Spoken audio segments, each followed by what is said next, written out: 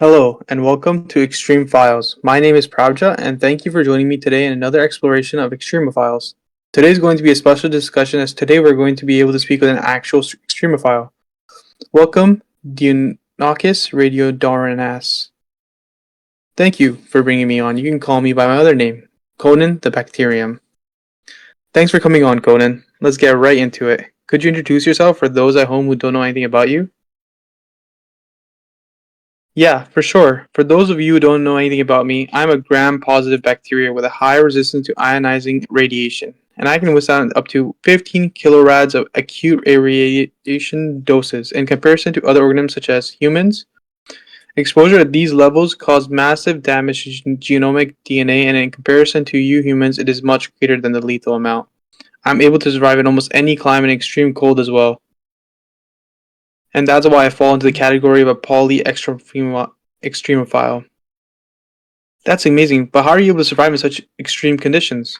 Unlike other organisms, as humans, I can repair my DNA by repairing hundreds of double-strand breaks without the loss of my life. As well as before, in earlier studies, it was believed that I was able to do having an extraordinary amount of protein, but that turned out to be wrong. And then I was able to have smart proteins, but researchers are still unable to pinpoint what exactly it is that allows me to do this and survive these harsh conditions. That's very interesting. But recently, according to a new study, it seems like they found out your secret for being able to do this. Really? What did they surmise that allows me to do this? They said that you possess, and I quote, a group of small molecules called metabolites, including manganese, phosphate, and a small peptide or molecule of amino acids.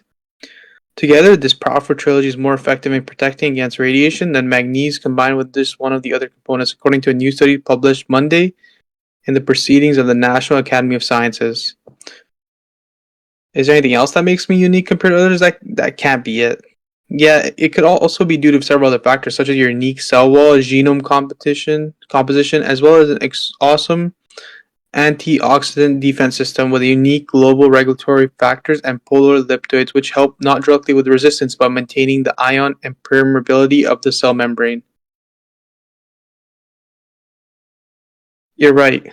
I am incredible. My DNA repair is not the only thing that's making me so strong. You sure are.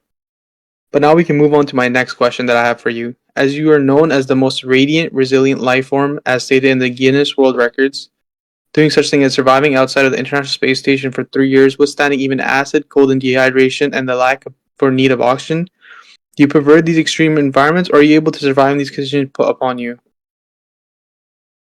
It's not that I prefer these extreme conditions, I'm just able to survive in them.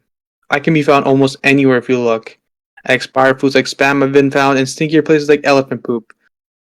So I would not prefer to be stuck in these conditions of harsh environments and everything like that, but I don't mind them. That's very interesting.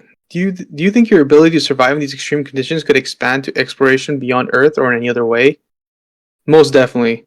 Since due to my high resistance to extreme climates and conditions, scientists believe that this could help improve space travel for astronauts, and by now having a further understanding of how to be able to do this, it is a powerful breakthrough for deep space exploration as astronauts would be exposed to high levels of radiation like cosmic rays. Proven, as you mentioned earlier, with me being able to survive up to 3 years outside the International Space Station, and upon further studies with intense gamma radiation and more, I not only survived but thrived in these type of environments. I was able to replicate and grow under these conditions, and these led scientists to believe that me being able to survive this could showcase survival on other planets. That's amazing, and it gives us so much to think about. Thanks for joining me on this great interview. I've learned a lot more than I knew myself going into this, and I hope listeners at home did too. I'm glad you got an insight of my life, and thanks again for bringing me on as your first Extremophile interview. I'll now take my leave. Goodbye. Bye, Conan. And that's going to be it for our short interview today, guys. Have a nice day, everyone.